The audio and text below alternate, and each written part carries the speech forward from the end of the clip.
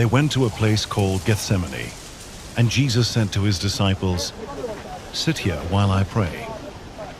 He took Peter, James, and John along with him, and he began to be deeply distressed and troubled. "My soul is overwhelmed with sorrow to the point of death," he said to them. "Stay here and keep watch." Going a little farther, he fell to the ground and prayed that if possible, the hour might pass from him. "Abba, Father," he said, "everything is possible for you. Take this cup from me, yet not what I will, but what you will."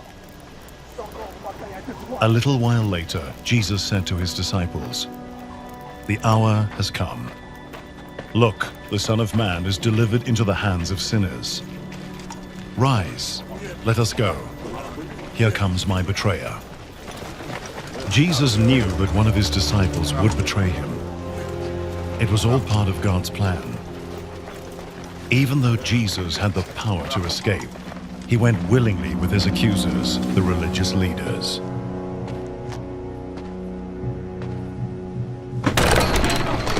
They took Jesus to the high priest, and all the chief priests, the elders, and the teachers of the law came together. The chief priests and the whole Sanhedrin were looking for evidence against Jesus so that they could put him to death, but they did not find any. Many testified falsely against him, but their statements did not agree. Then some stood up and gave this false testimony against him. "We heard him say, 'I will destroy this temple made with human hands, and in 3 days will build another, not made with hands.' Yet even then their testimony did not agree." Then the high priest stood up before them and asked Jesus, "Are you not going to answer? What is this testimony that these men are bringing against you?" But Jesus remained silent and gave no answer. Again, the high priest asked him, "Are you the Messiah, the Son of the Blessed One?" "I am," said Jesus. "And you will see the Son of Man sitting at the right hand of the Mighty One, and coming on the clouds of heaven." The high priest tore his clothes. "Why do we need any more witnesses?" he asked. "You have heard the blasphemy. What do you think?" They all condemned him as worthy of death.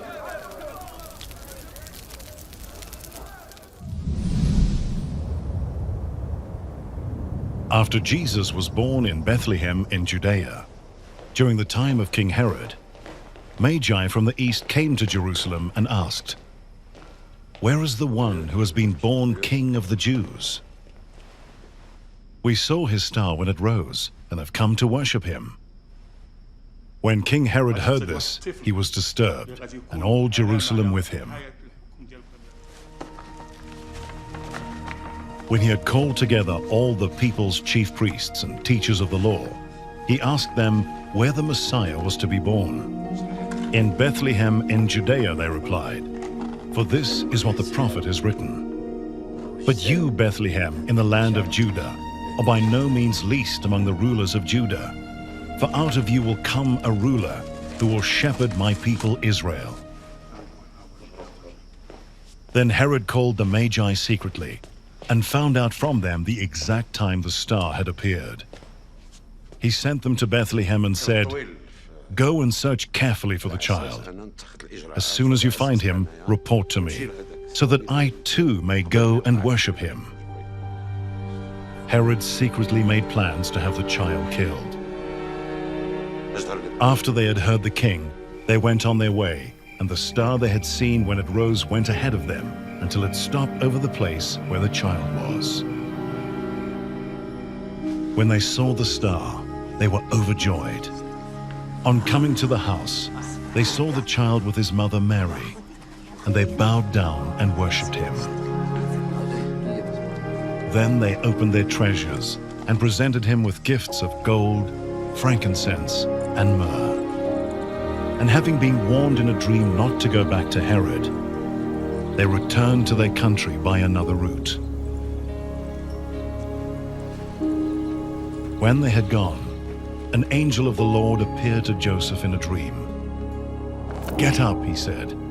"Take the child and his mother and escape to Egypt. Stay there until I tell you, for Herod is going to search for the child to kill him." So he got up, took the child and his mother during the night, and left for Egypt, where he stayed until the death of Herod. And so was fulfilled what the Lord had said through the prophet, "Out of Egypt I called my son."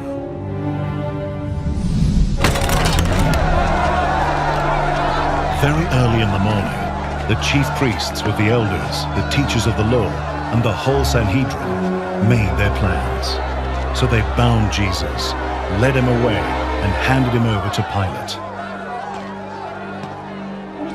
"Are you the king of the Jews?" asked Pilate. "You have said so," Jesus replied. The chief priests accused him of many things. So again Pilate asked him, "Aren't you going to answer? See how many things they are accusing you of." But Jesus still made no reply, and Pilate was amazed. Pilate addressed the crowd. "What shall I do then with the one you call the King of the Jews?" Pilate asked them. "Crucify him," they shouted.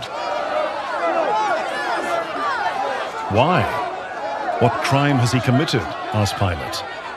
But they shouted all the louder, "Crucify him!" Wanting to satisfy the crowd, Pilate had Jesus flogged and handed him over to be crucified.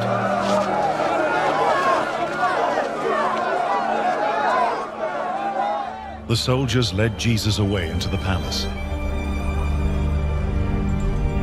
and called together the whole company of soldiers. They put a purple robe on him, then twisted together a crown of thorns and set it on him.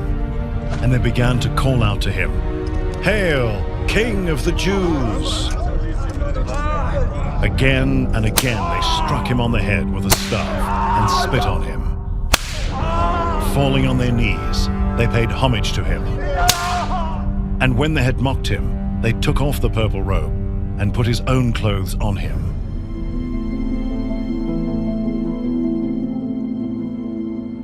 Then they led him out to crucify him.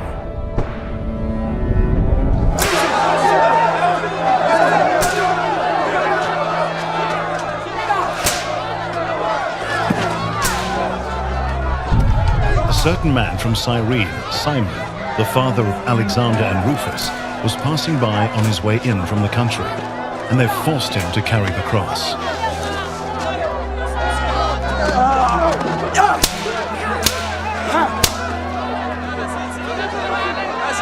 They brought Jesus to the place called Golgotha, which means the place of the skull. Then they offered him wine mixed with myrrh, but he did not take it. 2 other men, both criminals, were also led out with him to be executed.